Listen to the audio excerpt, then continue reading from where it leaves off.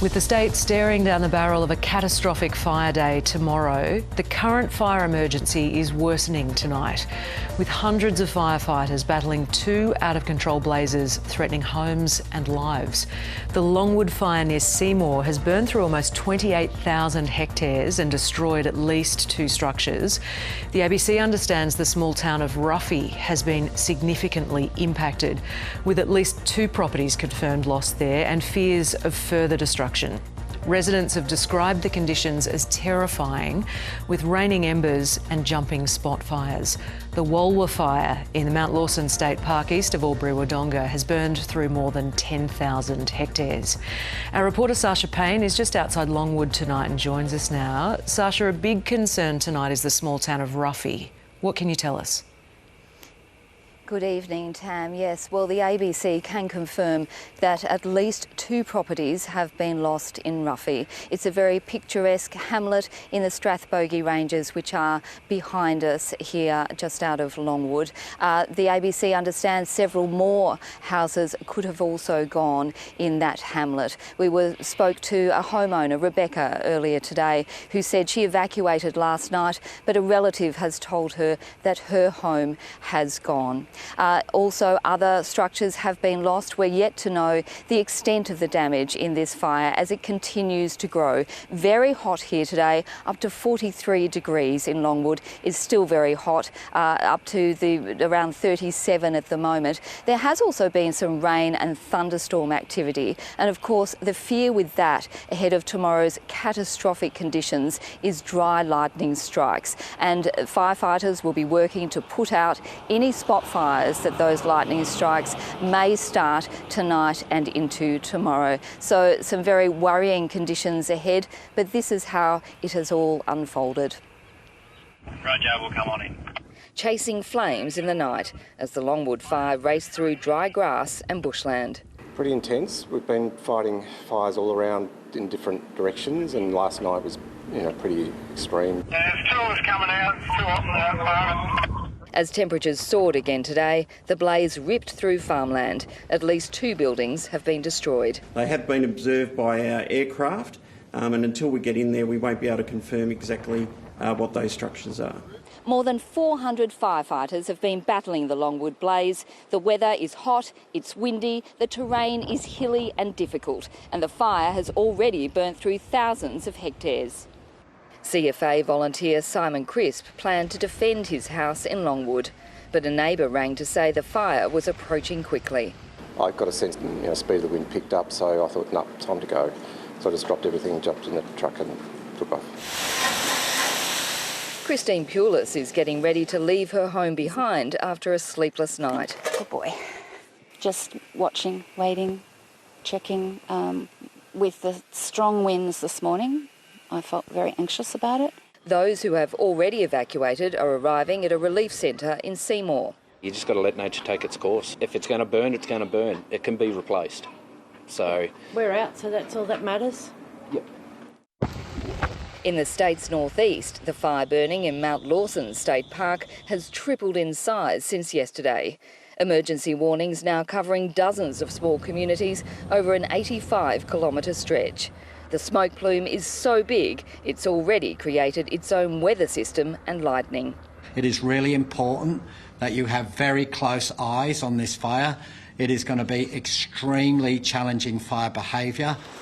Strathbogie Deputy Mayor Claire Ewart-Kennedy says tomorrow's catastrophic forecast has everyone on edge. We don't know the extent of the damage as yet. The reality is I don't think the worst is over from what I can see. It's very scary. Another sleepless night lies ahead. Sasha Payne, ABC News, Longwood. The CFA Chief Officer Jason Heffernan joins us now from the State Control Centre. Jason, the ABC understands the town of Ruffy may have been significantly impacted by the Longwood fire. What's the latest there? We have got reports of many properties under threat. and unfortunately many also impacted in Ruffy and surrounding communities as a result of that Longwood fire.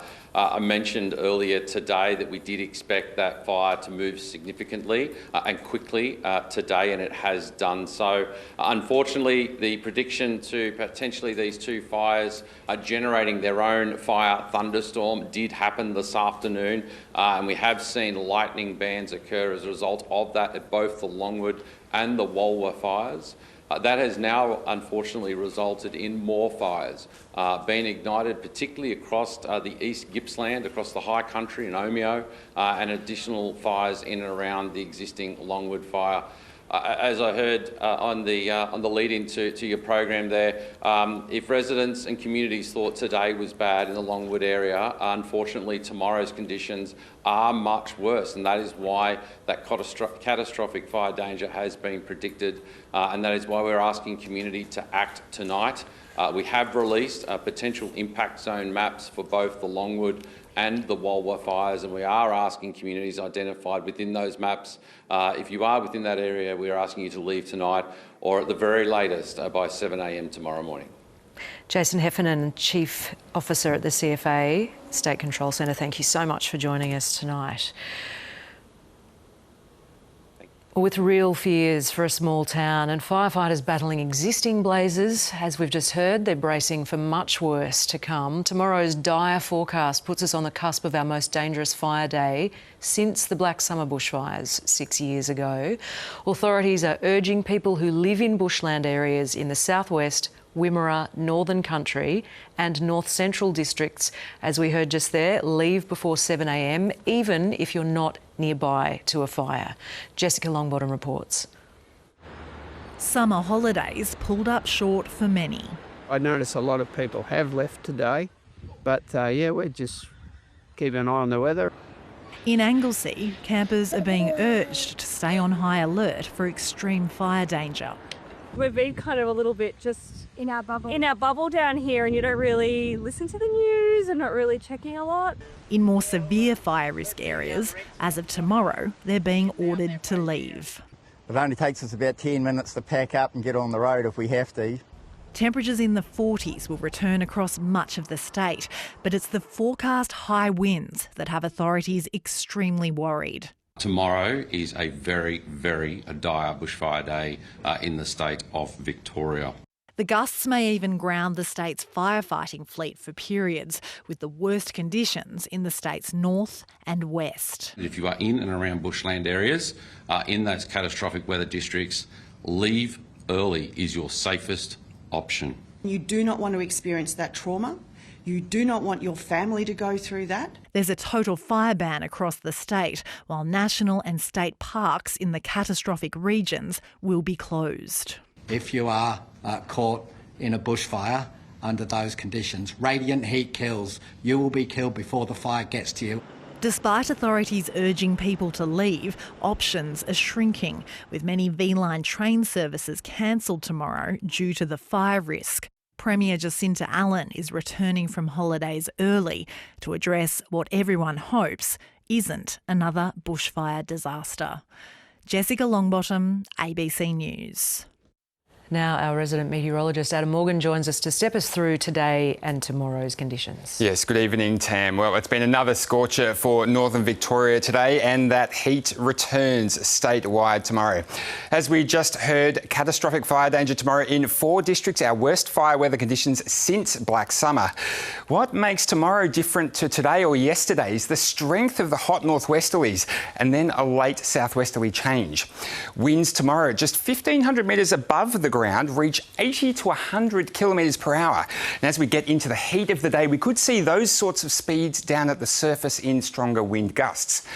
On top of that, the atmosphere is ripe for thunderstorms with very little rainfall tomorrow. And in these conditions, smoke plumes over active fires can become thunderstorms themselves. Self-contained weather systems with lightning to spark new fires and strong downdrafts to make firefighting dangerous. So it's a very challenging 24 hours ahead.